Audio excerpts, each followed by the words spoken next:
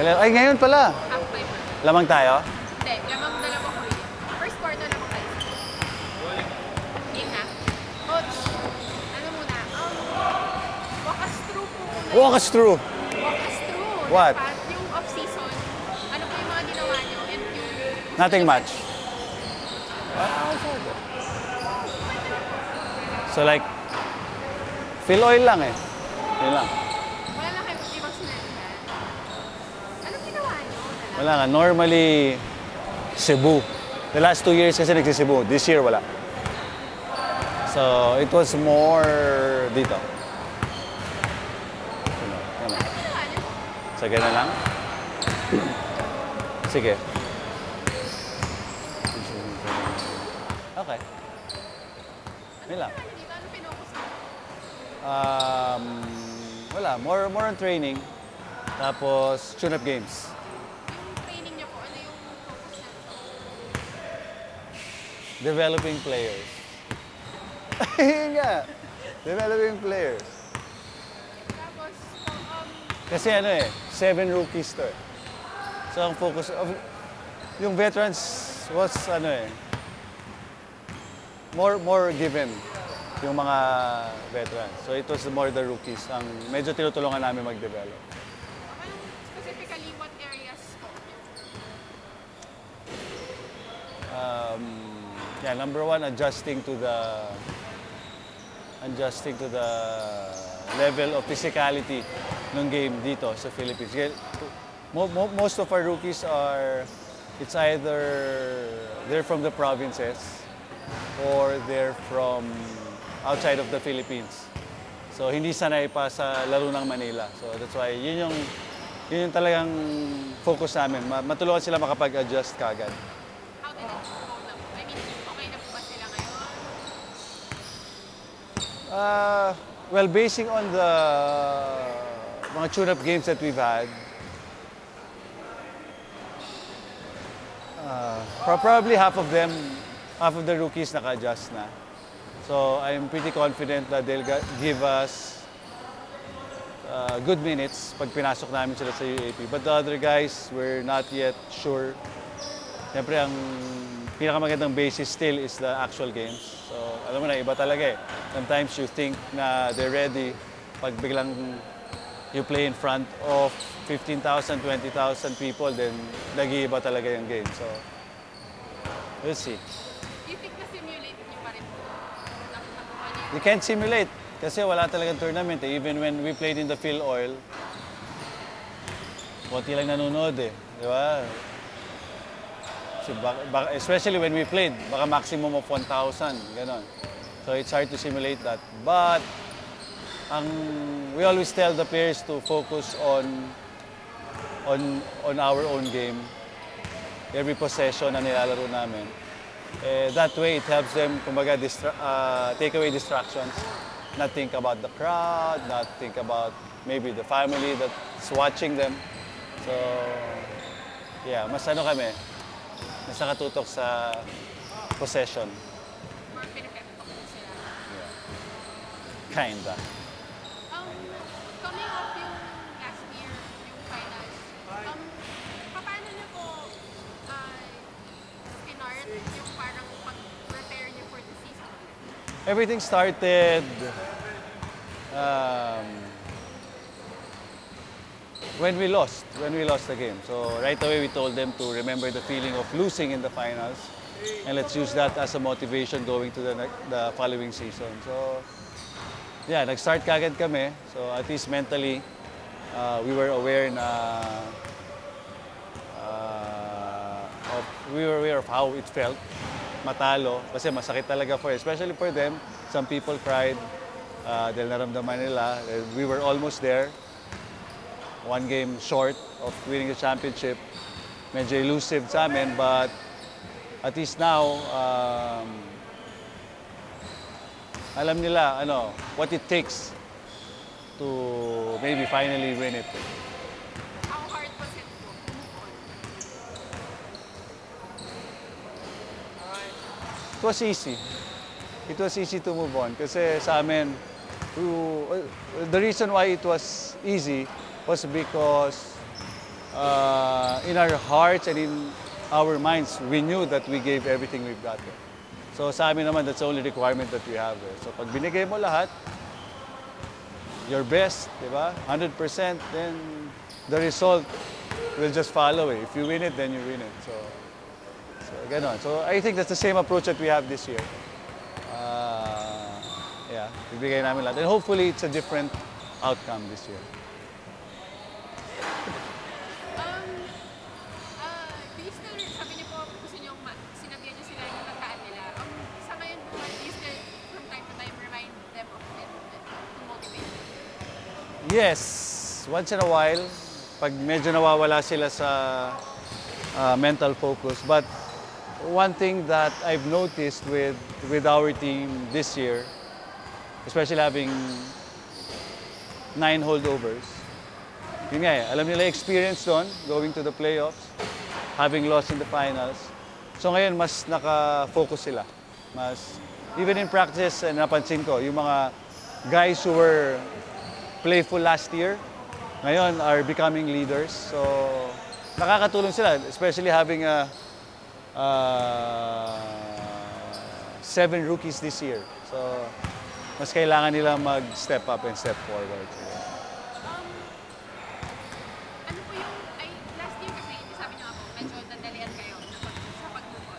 But truthfully, parang kayo nga po, kahit natalo kayo nun, medyo you look like, mukhang masakit, pero mukhang parang tanggap niyo yung nangyari. Paano kayo naging ganong klaseng team na parang hindi kayo sobrang ano talaga? Everything starts with the head, with the leader. So I think that's one personality that I have, and having a young group of players, mas madali sila ma-influence.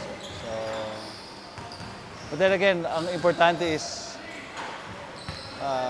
natuto sila dun sa experience.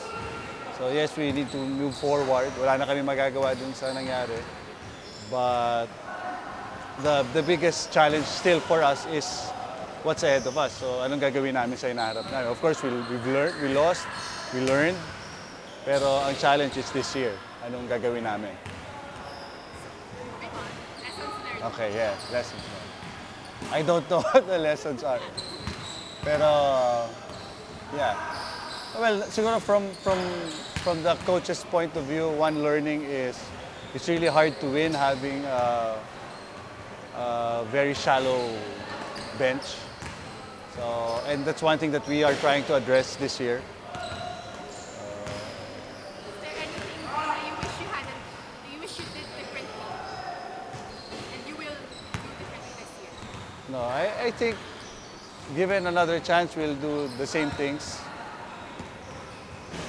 But I think in college basketball, one thing you really don't have control over are the changes in player lineup. Like the last 2 years, the first 2 years that I've been with FEU, very limited yung players na meron kami. So, which is, I think, normal pag may bagong coach na pumapasok.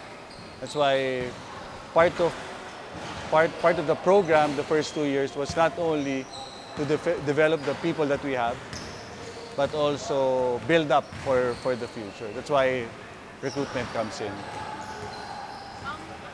What is the difference between last year's team and this year's team? Again, we're trying to address the issue of yung depth ng team namin. Last year we were using, I think, maximum of 8 to 9. One, pag na-injure pa, like last year, si Russell Escoto got injured. So talaga mababa kami as opposed to the NU who had, I think we're using at least 10 to 12 players. So going to this season, yun yung nakikita namin na probably difference.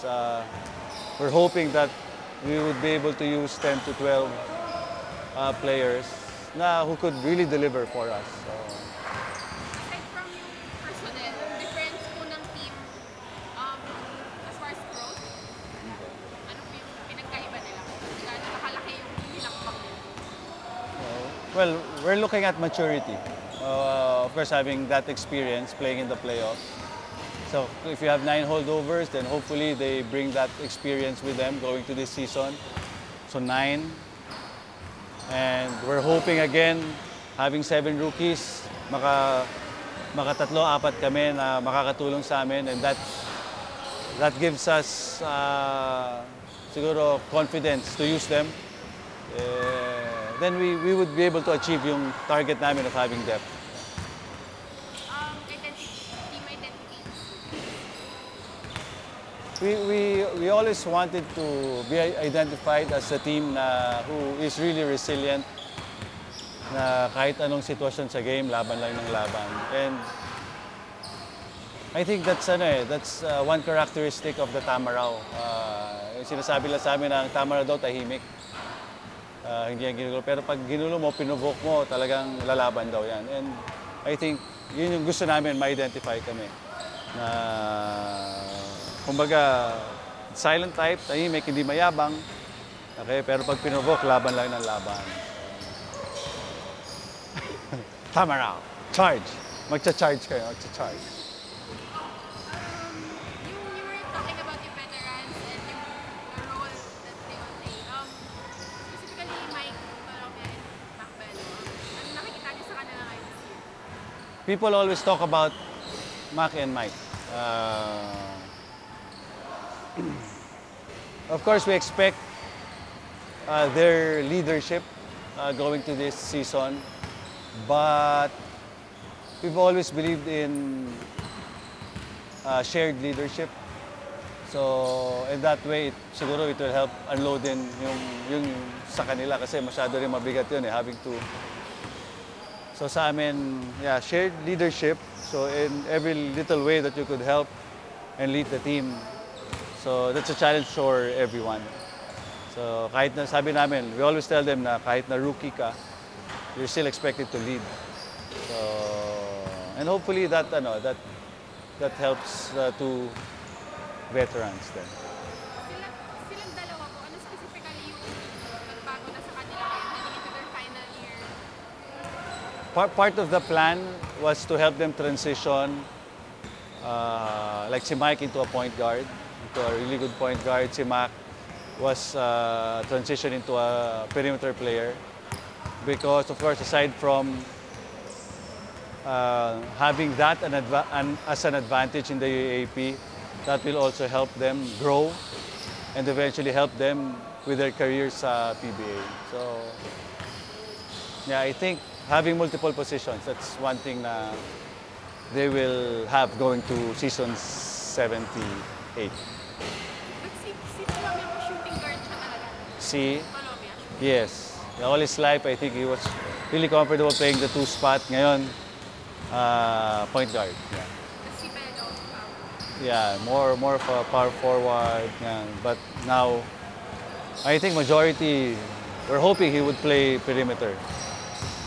How have they responded? Especially as far as people. They're embracing it. Actually, not only Mike and Mac, si Roger Pogoy has been embracing that role of yung being a leader. They talk a lot, even sila Escoto, Inigo, they talk a lot to the young guys, teaching them, and that's something na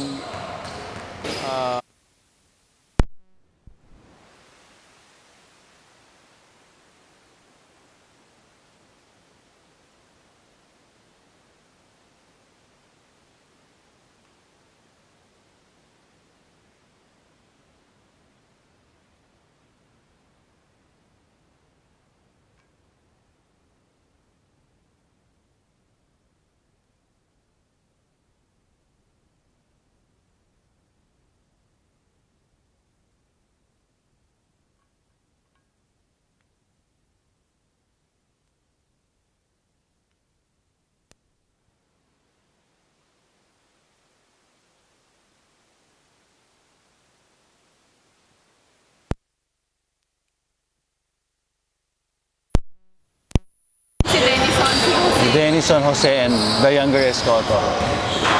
Pangalawang season pa lang ito ni Escoto. So, medyo bad. Okay na.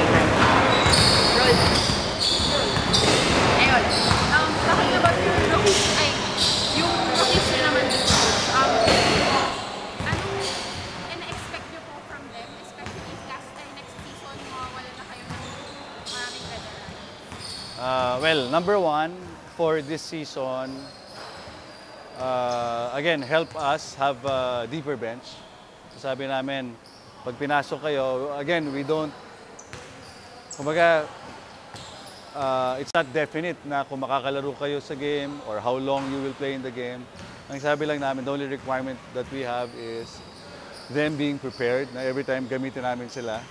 Sabi namin, the objective is for them to help us have stability.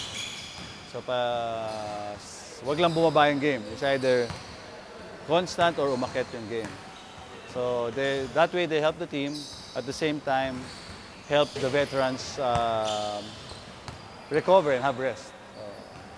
So that makes us hopefully stronger in the end game. Number two, sabi namin we talked about this in one of our team building sessions na we're gonna lose 6 seniors after this season. So yung sabihin, next year, new guys are expected to really lead. So sabi namin, this year pa lang, i-practice na natin. So, especially the younger Escoto, Denison, and si Jose, being the older ones, ngayon pa lang, mag-lead na rin kayo. So that next year, you will be comfortable already in leading the younger ones. May pressure po ba kung kind of win it all na talaga this year since ang dami na mawawala? What's the definition of pressure? Parang now or never na ba? Now or never? What's now? No, it's never. Yeah. Wala naman. But in our minds, wala naman team na ayaw manalo. Okay? So we all want to win. We all want to win. We all want to win all the way, win it all the way. I think if you talk to the 7 other schools, that's the same answer that they will have. But we're aware that we have a good chance this year. So the challenge again is for us to perform and execute. And hopefully, again, we have a different outcome this year. But the first step again is really win games and maybe enter the Final Four. We'll see. Since you mentioned that you're aware of that you can, how are you guys responding to, ano na kayo ngayon eh, parang may target na kayo, you have a target on your backs and people and other schools are saying you're the team to beat. Parang how are you responding to that? Wow, team to beat. No, it's nice. It's nice of them to say and to think of us being the team to beat this year. But we've always believed you cannot allow how other people think of you and have that affect your game or the way you prepare. So sa amin, yes, we hear about it. We hear about it. And again, we're aware that we have the chance to go all the way this year. But we don't really talk about it much. Alam lang namin, nadaan lang yan sa utak namin. But our focus really is how to improve day by day. So that's a big picture and that's so far away from today. Maybe we'll talk about it when we get there. May ano po ba, conscious effort din sa players nyo na parang okay, huwag nyo masyadong pansinin yung mga ganyang bagay? May conscious effort on our part to tell them, you mean? Wala naman. Alam na nila. I think that's I think that's a reflection of how focused they are this year. Now, people ask them about it or mention about it, pero sa kanila parang even in interviews napapansin ko na parang hindi wala. It's not too much in their minds. Hindi siguro yes, they answer the question and then parang wala na. And one thing I've noticed, people who interview us or them nahihirapan na ibalik-balik yung topic. So I don't know. That's an observation. Maybe I'm wrong. Hirapan pa ako. Ha? Hirapan pa ako. Hindi. Tinutulungan kita eh. Pero ano po,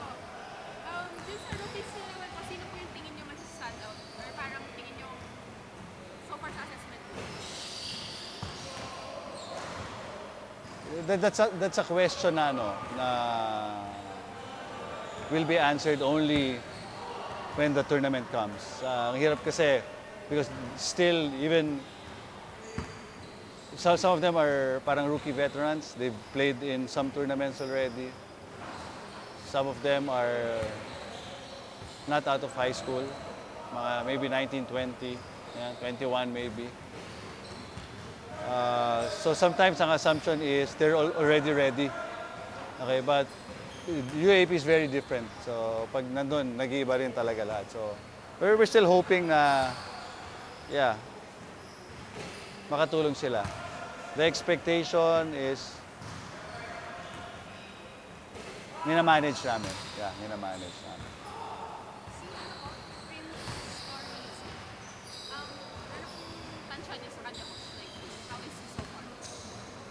Prince is a young kid. He's a young kid. He has 4 playing years for UAP. He's learning the game. So medyo, I think compared to the other imports, the others are more matured. But he has a really big upside.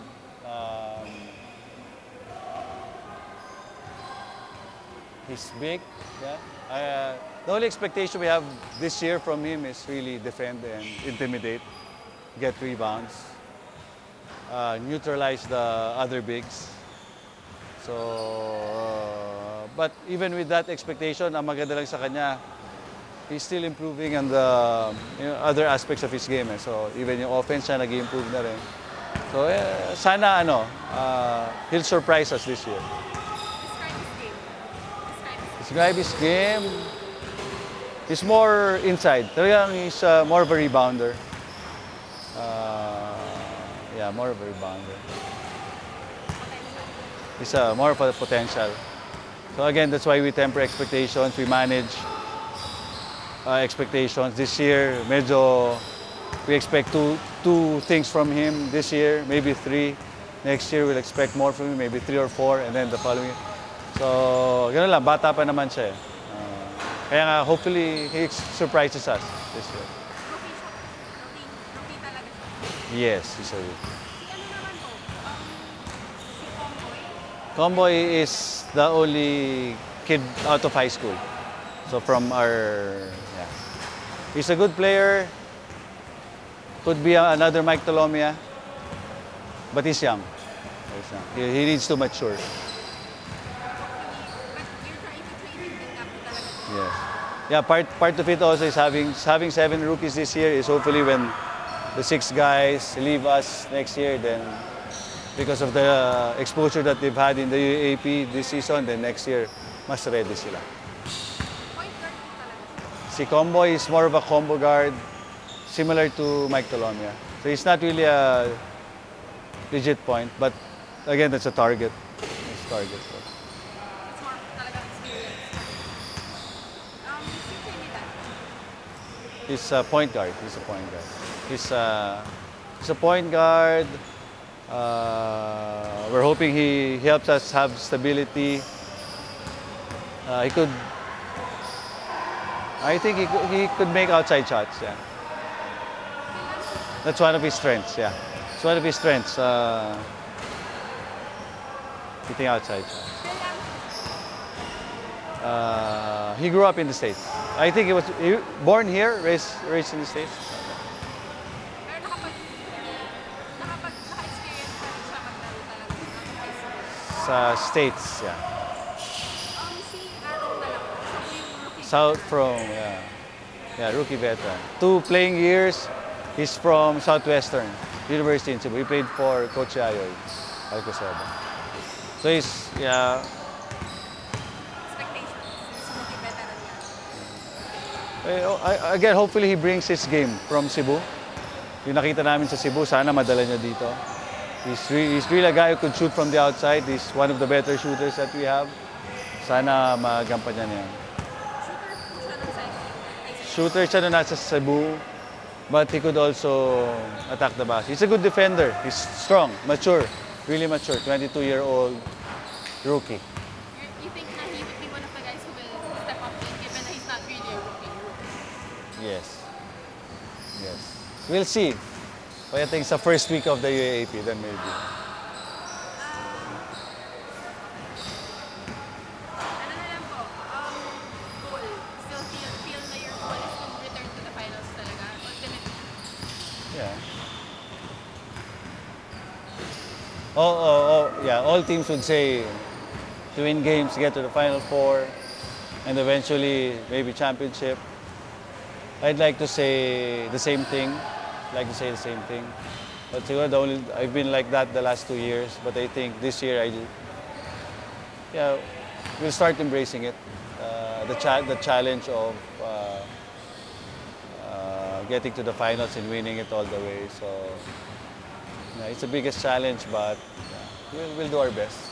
Again, hopefully, it's a different outcome this year. Yeah. As far as yung preparations nyo, ano po yung challenges pa na nag-iwan or how ready are you?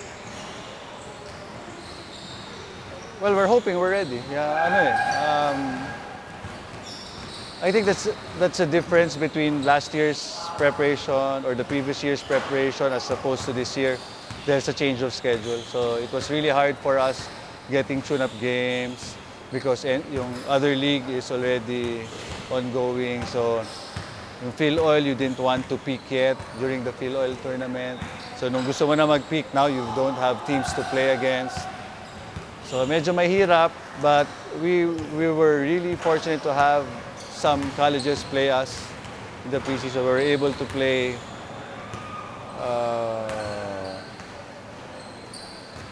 3 games against PBA teams. We were able to play 2 tune-up games against national teams from Korea. From Malaysia. Well, one against a national team from Malaysia. The other was against a college team from Korea. So really good teams. Yeah, and another one selection from the US. So okay na rin. Nakatulong naman talaga sa amin doon. Ilang percent? Okay. We should be 100% ready by Sunday. Yeah, Sunday. Sorry, di ko pala natanong. Yung ano po, two Norwegian players na. Ano po kasi nito sila nakuha? Yung Norwegian players namin, we got them from Norway. Okay, but they were born here. Ang mother nila is from, they were born in Tagum, I think that's Davao Oriental. So, lumaki sila doon. They're really comfortable with their lives there in Norway. But they decided to take the challenge of playing here in the Philippines. It's very different because they live comfortable lives in Norway. Pero sa kanila, it's a challenge to go here. So, both of them have 3 years, I think, of eligibility left.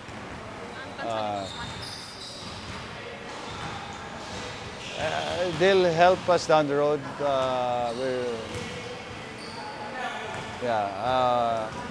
The older one is more mature in terms of playing, and I think in terms of his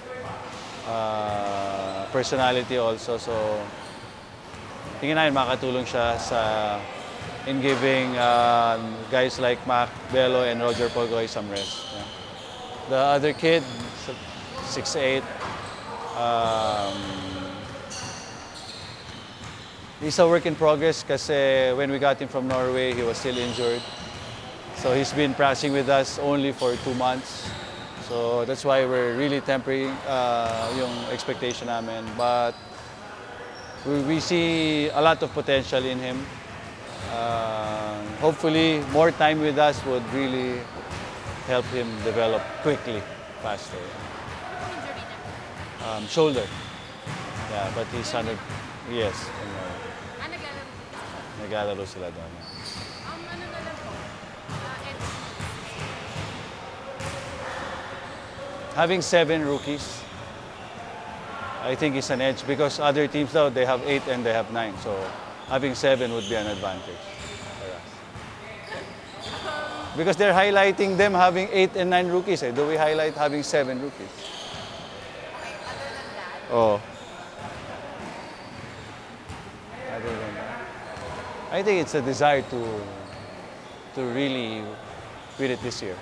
hopefully that's an edge na would really work for us. Weakness.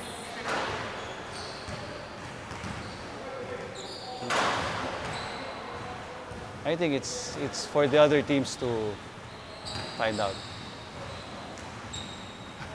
Ano na yan po? Team to beat. Well, that's a good thing about the UAP this year. Teams have really improved. Even Adamson and UP, they have imports, they have more mature veterans. So it's not going to be easy this year. We're really looking at the teams that made it to the Final Four last year. Tingin namin they're still solid this year. But it's going to be tough playing UST because of their veteran core. So, yeah. And lahat na UE, of course, because of their full court press. So, Interesting. You mentioned your UST and then everyone thinks like they're below the bottom four. I don't think they are in the bottom four. I think they will challenge everybody. Because again, you still have Abdul, Dakiwag, Ferrer, Sheriff, Vigil, and those are tough veterans. So if they always talk about us having a veteran core, but UST is another team that is really heavy on Subido. Yeah, he's a young veteran, he's a rookie, second year.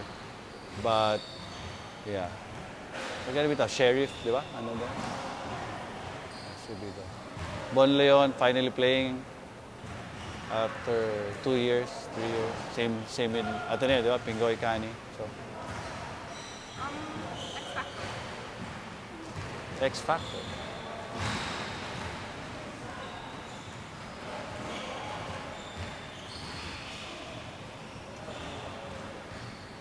I haven't seen this team this together the past 2 years. So I think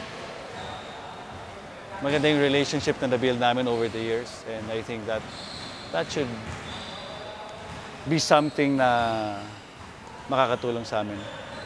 Okay. Being together, yeah. Having a good relationship with each other. Good enough? Good enough.